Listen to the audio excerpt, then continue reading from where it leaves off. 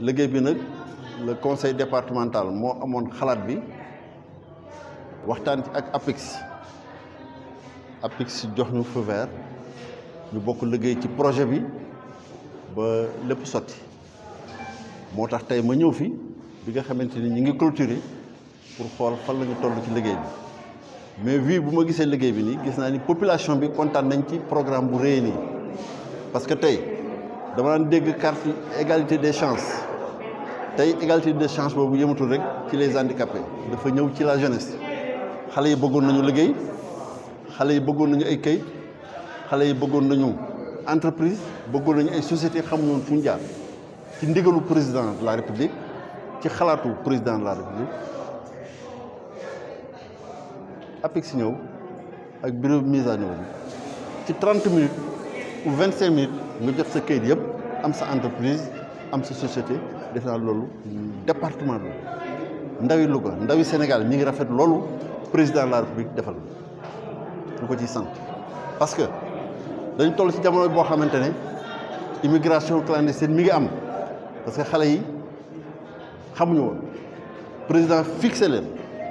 entreprise yi bu paree daañu mën a postuler léegi ci marché national bi daañu mën a postuler au niveau du conseil départemental daañu mën a postuler ci yeneen secteurs yi donc ndaw yi daal ñu ngi koy defee waaye li ñuy demander mooy dañu bëgg bu ñu ko mën a yokkaat ñu yokkal leen 2 jours mais nag waxtaan nañu ba nga xamante ne daanu fexe ba APIX dana ñëwaat ak bureau mise à niveau bi ñu dugg dans le département sur les 17 collectivités locales ñu yóbbu ko ci beneen commune ñëpp daje fa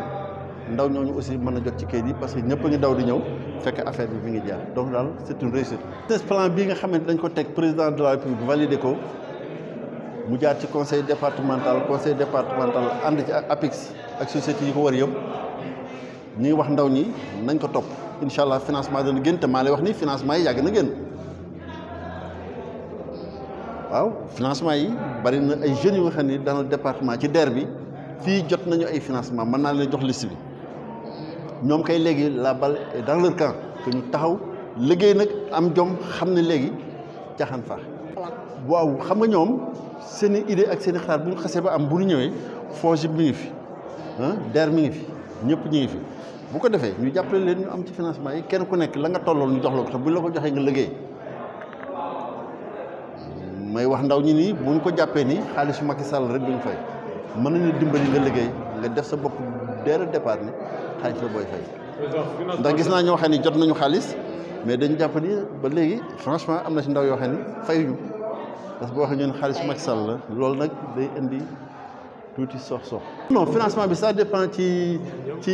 nit ñi rek ak sa projet bi nga indi si tu as un projet de 5 millions mën nañ la ko jox si un projet de 1 million ñu jox la 1 million si un projet de 500 000 ñu jox la 500 000 li nga soxla moo tax mënuñu wax projet bi ndanga mais le président a mis en place l'argent est en place li tax loolu mooy wax ngeen ko léegi Covid bi ñëw na mais Covid bi dafa ñëw même booy seet renforcer les finances du Sénégal pourquoi autant damay toog benn moment ñu ni weer wi di ñëw wala bu élection bi jàllee dootuñu mën a fay salaire tey Covid bi ñëw yàq économie réew mi yëpp ak Sénégal ak adduna bi président de la République résister avec son ministre des finances et du budget taxaw ba nga xamante ni rehaussé nañu finance bu réew mi ba tey déggoo kenn ku liggéey ba weer dee fayuñu la en temps normal da nga gis ku liggéey ba weer dee duñ la fay tey Covid bi jàppeñu amul kenn koo xamante ne toog weer dee société bu fayu la président ni bu kenn dàq kenn nañu fay ñëpp te tey bu fekkoonte ndax problème am na ak benn employeur nii ngay def pour moom mu gis ci boppam yow nga gis ci sa bopp kon nag loolu sant yàlla di ñaanal président de la République lii mu def daal ci département Louga ñun ñu ngi koy rafetlu di wax ni na xale yi góorgóorlu nag seen chance nga fi te ñun daañu jàpp nii xale yi def marché yi nga xam ni c'est des marchés de 2 millions 3 millions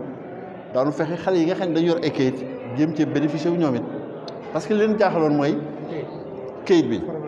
formalisation tey président jàppale leen ba ñu structuré bu jëkk dañ daan dem rek ci aveuglément tey formalisé nañu tey am nañ seen kayit am nañ seen entreprise incha allah ci kattanu yàlla lu ñu mën ci département bi xale yi daal leen dimbali yenn marché ndaw ndawaan yi ñu mën di jël di ci liggéey di ci am dara. deuxième vague bi mooy li may ñaan nit ñi nañu dégloo bu baax feebar bi bu ñu xoolee France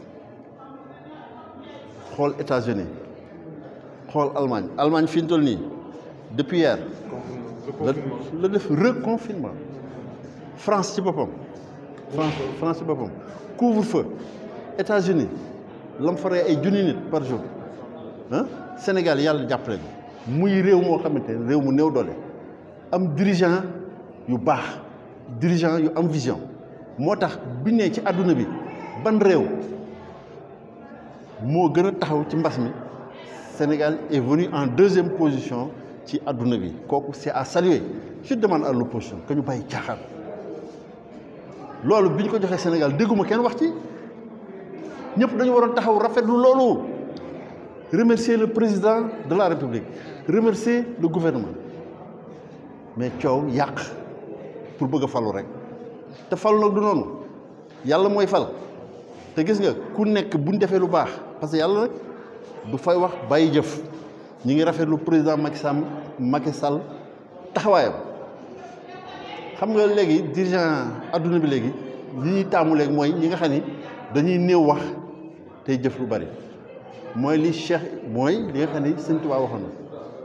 waxoon ko maam Cheikh Ibrahima Fall maa ngi xaar ba yàlla fay wax bàyyi jëf jooju la Sénégalais yi di fay président Macky Sall ak lu métti ak luñ coow jëf jooju président liggéey du niin kon nag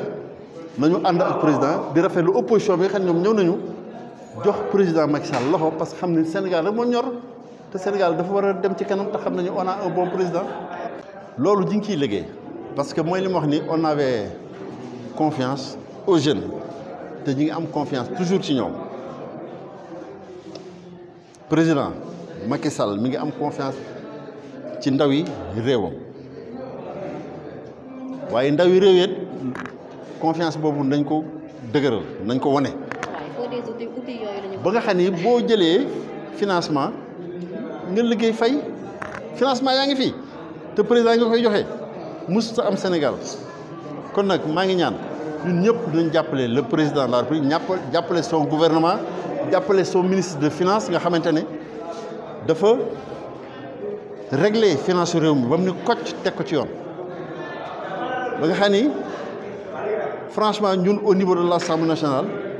kontaan nañ ci gouvernement bi kontaan ci président kontaan ci le ministre des finances ci ni mu taxawee nekk ci wetu président gunge ko moom it dafa am xeetu leader yu réew mi soxla léegi wax tuuti liggéey lu bari moo dal président Macky Sall moo dal Abdoulaye Daouda Diallo mais waxkat yi nag comme wax rek moo leen dese leen bàyyi ñu wax. ba tey ci outil yi dellu si woo ci de. outil suivi évaluation yi. waaw suivi évaluation yi mooy daañu fexe ba comme bi ñu toogee gis am na ñoo xam ne fay ñu avec la DER ñëw nañu fi def benn programme boo xam ne ñi nga xam ne fay ñu woon ñi ngi jéem a waxtaan ak ñoom pas bañ leen a brutaliser def ndànk-ndànk ñu jéem a rembourser dettes yi jéem a laajaat boo jëloon 2 millions tey boo laajee 4 millions wala 5 millions ñu jox la def naa ni loolu mooy programme bi nga xam ni moo ñuy jàllale quoi te nag ñu bañ a xeeb 500000 ku ñu jox 500000 nga tolloog moom nga liggéey ci fekk déwén di nga am lu ko ñi tolloog 1 million ñu jox leen ñi tolloog 5 millions ñu jox leen ñi tolloog 15 millions ñu jox leen jigéen ñi kontaan nañu ndaw ñi kontaan nañu li ñuy métti lu ci affaire yi mooy dañu bëggoon yokkaatal leen ko mais loolu nag moo mënta nekk mais nag ñi ngi xeex pour programme boobu ñëwaat ci kattanu yàlla. di nuyu sunu président départemental Modou Mary Sylla ñu ngi koy nuyu bu baax di ko sant bu baax a baax ci li mu ñu defal macha allah kontaan nañ lool ndax kenn ku ci ne gis nga sa bopp ci lii. waaw déposé naa sama kii laay jël si nii waaw ba pare ma yàgg koo bëgg nag mais tey la ko yàlla dogal waaw ba ci kontaan bu baax a baax li ci sant suñu président bi Mary Sylla macha allah lépp mooma ndax bi affaire bi amee ñun ñëpp dañu ko wax ñu daal di jug ñëw te fekkoon nañu bëggoon ko naroon ci fay xaalis bu bari mais tey gis nga xéewal la ñu defal fayuñ ci dara nga ñëw am sa yëf macha allah tey say këyit loo bëgg a lijjanti ko lu gis say projet say yëpp waaw xam nga kon sant yàlla bu baax di leen ñaanal yàlla yàggal seen taxawaay liñ ci bëgg di ko nisar yàlla na ko suñu borom bi def monsieur Mbéri Sylla mii mënuñu koo fay ndax fi mu ñu féete yàlla na ko yàlla féete man daal loolu rek laa koy ñaanal macha allah ndax dugal nañ ci loo xamante ni si yu baree bari yoo xamante ni si amuñu ko woon te gannaaw yàlla man su ma taxawee fii tey ji wax moom mi laa koy sant di ko gërëm waaw ndax lépp moom. Amdi Moustapha Mbodj conseiller départemental xanaa di témoigner suñu satisfaction ak suñu bànneex ci lii nga xam ne mooy guichet unique bi amoon di mise à niveau ñu ci féliciter le président du conseil départemental ak waa APIX ak tous les partenaires ici réunis parce que dañu gis ne jeunes yi defal nañ leen formation ñenn ñi am na financement yu jot a génn te ça va continuer léegi li desoon mooy formaliser structurer kon tey dafa mel ne le président du conseil départemental en collaboration avec l'APIX a offert une clé de réussite à la jeunesse locale ci naka financé nañ leen fii comme exemple au niveau du conseil départemental on a formé les mécaniciens on a formé les réparateurs de téléphone on a formé les dames les femmes dans plusieurs domaines ñu jël ay machines des appareils détecteurs de panne pour les réparateurs de téléphone ak des appareils détecteurs de panne dans les automobiles jébbal leen ko jigéen ñi def formation microjardinage transformation céréales fruits ainsi de suite domaine yu bëri kon li desoon tey mooy formaliser structurer ndax dañuy wax ne généralement la grande part de l'économie vient de l'informel mais ce sont les mêmes acteurs tey ñoo ñëw pour formaliser et comme ni ko président waxee maintenant ils ont les mêmes chances que les autres ils vont compétir au marché local comme c'est pas au niveau national kon daal dafa mel ne là c'est un grand pas qui vient d'être franchi et que je pense que ne lii bu wëree Sénégal jeunes yi dootuñu xalaat dem feneen parce que ils se sentiront autonomes ils se sentiront indépendants et vraiment ils vont réussir comme tout un chacun. def à la maison du développement local Maguette Diouf vraiment c'est lui l'acteur quoi voilà.